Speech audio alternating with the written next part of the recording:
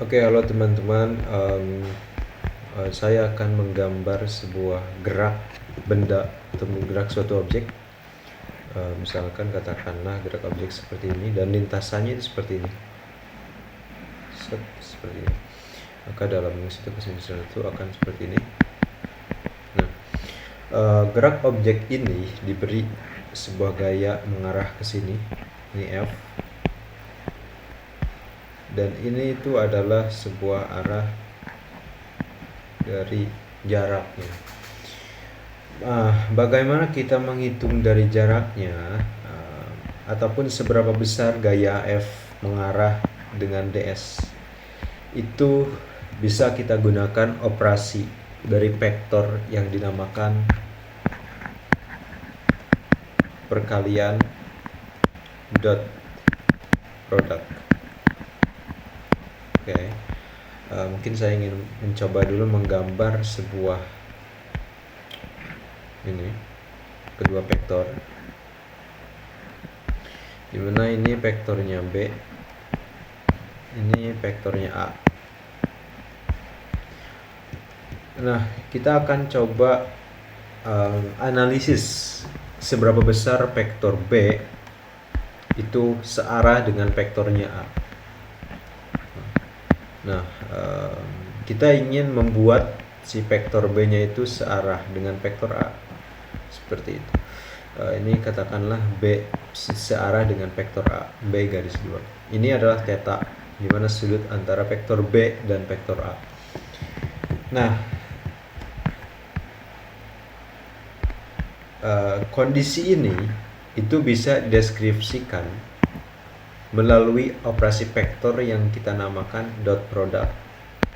Nah, maka bisa kita simplifikasikan, itu adalah vektornya A dot vektornya B itu besaran dari vektor A dikali B yang searah dengan vektor A, di mana B ini yang searah dengan vektor A bisa didefinisikan sebagai B sama dengan besaran dari B aksen dikali cos theta, dimana kan theta ini ya memiliki dua pernyataan, memiliki dua equation, dimana B yang searah dengan vektor A itu akan positif lebih dari sama dengan 0 saat theta-nya itu lebih dari 0 kurang dari pi per 2.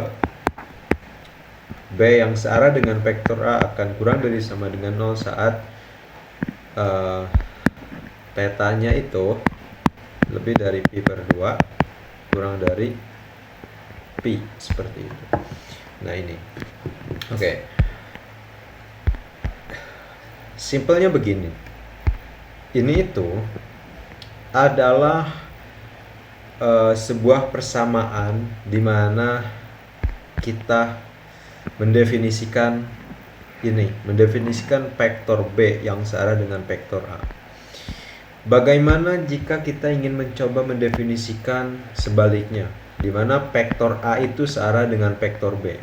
Oke, berapa besarannya? Oke, maka kita bisa menulis gambar baru. Ini vektornya B, ini vektornya A. Hampir sama. Ini B, vektor B, ini vektornya A.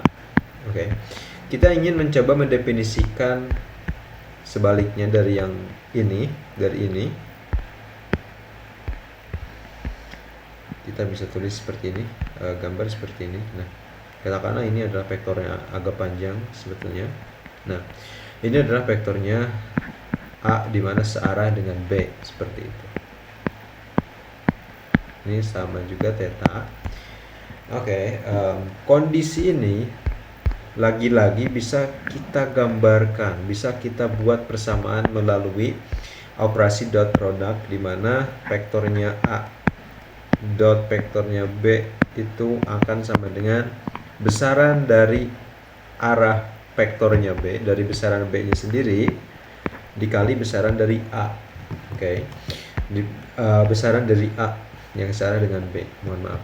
Nah, ini juga bisa didefinisikan sebagai A aksen sama dengan besaran dari vektornya A dikali cos theta. Oke. Nah,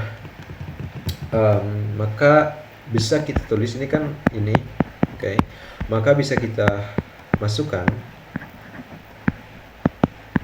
A besaran vektornya A cos theta dikali besarannya vektornya B. Nah,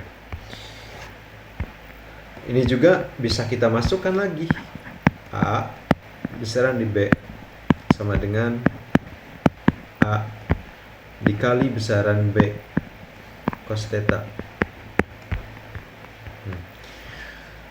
Dengan adanya sebuah kondisi kedua ini yang sama dengan sama ini tuh hampir sama sebetulnya.